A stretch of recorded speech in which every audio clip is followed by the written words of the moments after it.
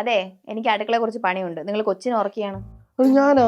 എനിക്ക് ഉറക്കാനൊന്നും അറിഞ്ഞൂടാ. അങ്ങോട്ട് കൊച്ചിനെ ഉറക്കിയാ മതി. അവളെ ഞാൻ അങ്ങനെ ഉറക്കും.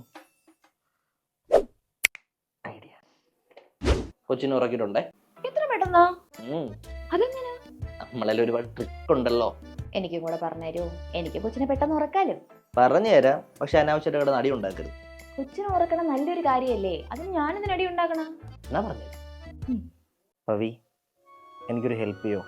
നീ പറഞ്ഞിട്ടുള്ള എന്തെങ്കിലും ഞാനോ പറഞ്ഞിട്ടുണ്ടോ?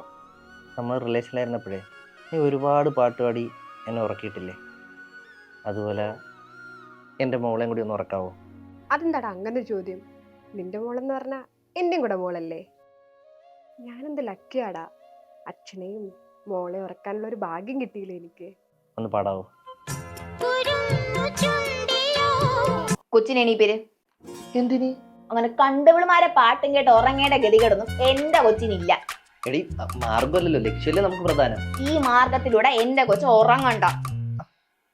ഇതൊക്കെ വീട്ടിൽ ചോദിക്കാനും പറയണമെന്നും ആരുമില്ലേ?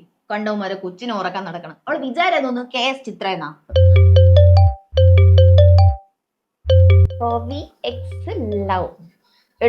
എടുത്ത് ലൗഡ് സ്പീക്കർ ഇട്.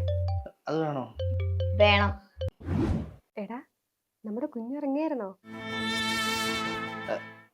ഓ എടാ, നിനക്കുറക്കം വന്നില്ലെന്നും പറയണ കേട്ടോ, ഞാൻ പാട്ട് പാടിത്തരാം. ഇല്ലടി, എനിക്ക് ഈയിടെയായിട്ട് നല്ല ഉറക്കമുണ്ട്. ഇനി പോയാലേ ഉള്ളൂ. എടാ, എനിക്ക് കുഞ്ഞു പിള്ളേരൊക്കെ പാട്ട് പാടി ഉറക്കാനേ ഭയങ്കര ഇഷ്ടമാടാ. അത്രക്ക് ഇഷ്ടമായിരുന്നെങ്കിലേ വല്ല ലേബർ റൂമിലും പോയിരുന്നു പാടായിരുന്നില്ലേ? ഓ, നിന്റെ വൈഫ് എന്താ ചാർലി ചാപ്ലിന്റെ മോളാണോ? ഭയങ്കര ഹ്യൂമർ സെൻസ് ആണല്ലോ. എടാ, കൊച്ചു എണീറ്റെന്നാ തോന്നേ, ഞാനൊന്ന് പോയിട്ട് വരാമേ. എടാ, ഞാൻ പാട്ട് പാടി തരണോ? വേണ്ട, ബൈ.